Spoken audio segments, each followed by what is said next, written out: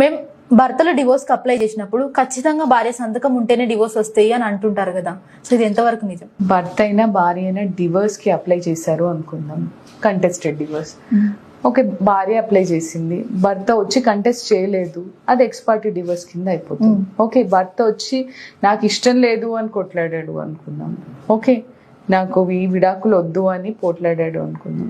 Although ఈయన ఎంత పోట్లాడినా కానీ ఈమె అడిగే ఏదైతే డివోర్స్ అప్లికేషన్ ఈమె ఫైల్ చేసినప్పుడు దాంట్లో ఏవైతే గ్రౌండ్స్ ఉంటాయో, భర్త నన్ను వేధిస్తున్నాడనో, లేకపోతే భర్త అడల్టరస్ రిలేషన్షిప్లో ఉన్నాడనో, ఇంకేవైనా కారణాలు, ఏదైనా గ్రౌండ్స్, డివోర్స్ వచ్చే గ్రౌండ్స్ ఏవి పెట్టినా అవి తను నిరూపించుకున్నట్టయితే డైరెక్ట్ కోర్టే గ్రాంట్ చేస్తుంది. అంతేగాని భర్త భార్య డివోర్స్ పేపర్ల మీద సంతకం పెట్టాల్సిన అవసరం లేదు. ఒకవేళ మ్యూచువల్ కన్సెంట్ అయితే అప్పుడు ఇద్దరు కలిసి ఒక పిటిషన్ ఒకటే దాంట్లో సైన్ చేసి కోర్టుకి అప్లై చేస్తారు, మాకు మ్యూచువల్ డివోర్స్ మేము కోరుకుంటున్నాము, మాకు విడాకులు అనేది గ్రాంట్ చేయండి.